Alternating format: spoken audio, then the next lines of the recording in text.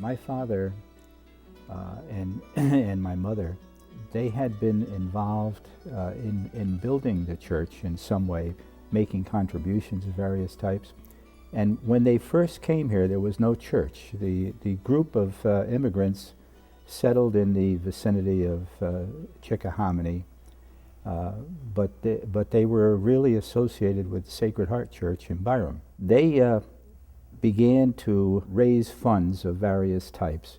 They had little affairs of different types, dances, whatever they might be, at which some of the people paid membership or fees, and they accumulated some monies that way. They began to start a parade, an actual religious type parade, where they went around with the statue of Saint Roch and had people pin money on the statue, which still exists today, incidentally. Although they made contributions to Sacred Heart, they didn't give them all the money. The pastor down there became concerned that he was missing out on some of the funding. And that's when they began to look around and find a lot, which was this place here. And they decided to build a church because they had accumulated a fair amount of money by then. That's how the church really began.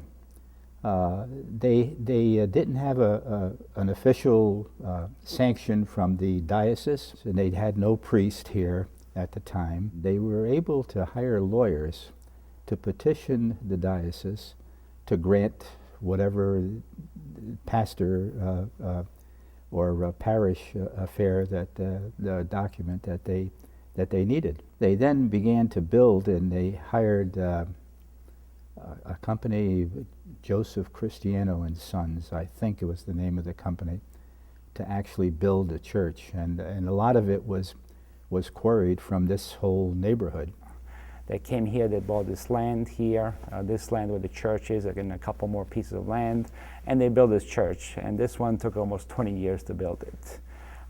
So on the outside it says exactly when it was finished, and this was built from the church, the Morra, the Sanctis church. These people are sacrificed. They have no money when they come here. They work so hard to make $1, and then what? They give it to the church. I got respect for these people. They have nothing. They came here with nothing, but they give the heart. Saint Roch is the saint of Morra, Morra de Sanctis, the town of Morra. And that's the tradition, and it had to be called Saint Roch. And a lot of the Morese helped build this very church. So that's a little piece of Morra right here in town as well. I was born and raised here in Greenwich, but I have a fond love for Morra de Sanctis. My parents were born there and emigrated here in 1975. When I visit there, there's friends and relatives that are still living in Morra, and they'll ask about their friends and relatives here and ask about how they're doing and how their work is and how their children are growing. So there's definitely a connection. I always wondered, why here? Why Greenwich? Why did my parents end up here? And now through doing this project, I've learned that, my mom's grandmother was an American citizen and nobody knew. And it's important to know these things, to know your lifeline, to know where you're from. We came here, me and my father, in 75. We stopped right in Chickahominy to my aunt's house, and they find me a job. The second day I was here, I went to work. We worked for 1 year, and then we went back to get my mother and my sister, and stayed another year and went back to marry my husband. And I take my husband with me after 3 months. So when he came here, after a couple of years, he became a citizen. Well, I find a lot of Italian people, especially in Chicago. There was all from Morra. So for me, it was like almost the Via Morra. So that was very interesting to me, because everybody I find that there was Italian people and there was from Morra. So there was like half of Morra was here. My grandparents came here with their oldest daughter, who was born in Italy, and they came here for a better life, looking for a better life. I grew up in Chickahominy, here. I lived down the street. My dad worked for the post office for 45 years. My mom was a stay-at-home mom until we got a little older, and then she helped out at school. So I went to Hamilton Avenue School right across the street here. I finished 3rd grade, but then they built St. Roch School. So I transferred over to St. Roch School in the 4th grade. My sister started kindergarten, and I was in the first graduating class, 15, 10 boys and 5 girls. And my mom and dad opened up a deli, and we had that for close to 20 years. Donna's Deli. My sister and I we were married then, but we went down and helped my mom out. My dad worked at the post office. He would go to work at about 2 o'clock in the morning, come home around noon, go in the store to relieve my mom. And at that time, it was a mom and pop store. We were open 7 days a week to 9 o'clock at night. Next door to us, we had, one side we had the Delias. Next door were the Pinellas.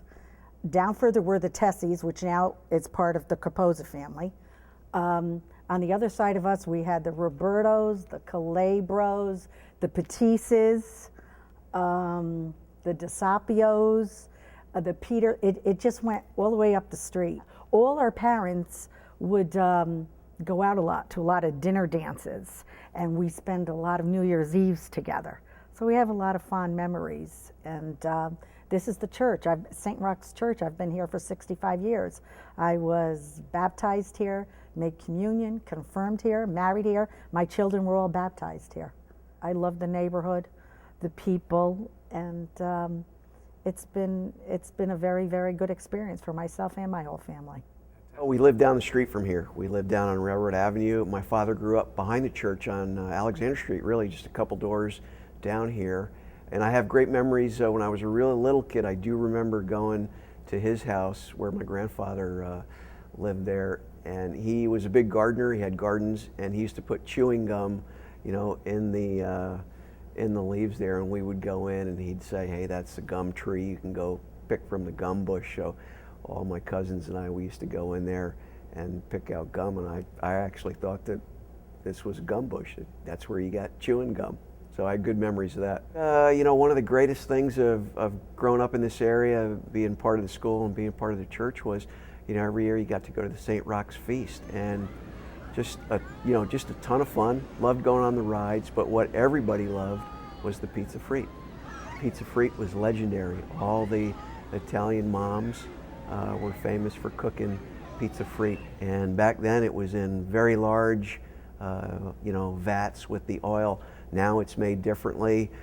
Still good, but certainly not as good as the pizza frite from the St. Roch's Feast. I think everybody remembers eating pizza frite from the St. Roch's Fair, basically. Yeah. What truly was special for me as a young kid was just the warmth and the closeness of a big Italian family. Everybody lived in the area here, and after we went to church on Sunday, we'd just go visit everybody. We'd go visit aunts and uncles and grandparents. We'd eat along the way. We had just phenomenal family parties that were just so much fun. The real sense of family, and that everybody loved seeing everybody. Just really, truly special. Now, the Society of St. Roch was really a mutual aid society rather than a religious organization per se. It's a social club. Basically, it's from only the people who could be a member have to be from Morra. The St. Roch is a 106 year, 106 or 106. There's a lot of years to stay together. I started in 1909 to communicate back to find out what everybody else was doing. We do a lot of different functions. We always have the picnic. We also have the dinner dance. We do the Christmas party. We do the tradition, Tarantella dance, Carnival, which is in February, beginning of February. That we're going to be doing that. And we also give a scholarship. Every year we give scholarship. My kids got 2 scholarships from here. And it's really just keeping up with the tradition. It's like a lot of the people that we know, either they are related or friends or always paisan.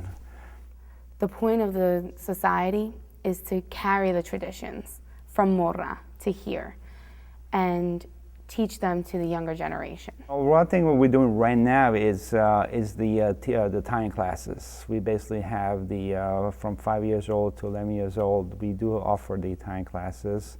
It's free. It's paid by the club. We teach 18 kids at all expense for the society. Not just the Morrisi people, but also the people belonging to the region Campania. And the society sponsor. We don't make a lot of money, but we spend it.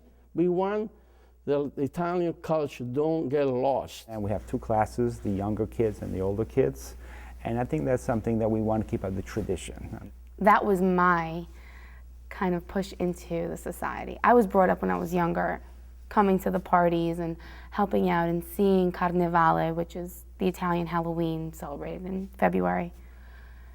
And it's because of that that I was really able to kind of live in Italy, but here. You know, really see the traditions from Italy and kind of live through them, seeing what they do there. My role here is teaching or trying to get the younger generation involved and learning that these cultures are not lost. These traditions from where we're from are not lost. And believe it or not, until I'm alive, I don't want these things to die. Even if I gotta work with a cane, but still I want the society to get, and I want to help the church and help the people. Well, you know, why? It's on me. Maybe it's something wrong with me, but I don't want this thing to finish, to die. Because if you don't have tradition, then what do you have? If you don't have where you're from, then what do you have? You can make your own, but I mean, where you're from, where your family's from, is what created America to begin with, right? All these different cultures, we're the melting pot because of where we all came from. So if we don't learn about it and we don't continue all those different traditions, then we're just being. This is my second mother here. I have to stay here. I have no choice. And at this time, I really want my young people to take over because I'm getting old. That's the story. A presto. Bye, everybody.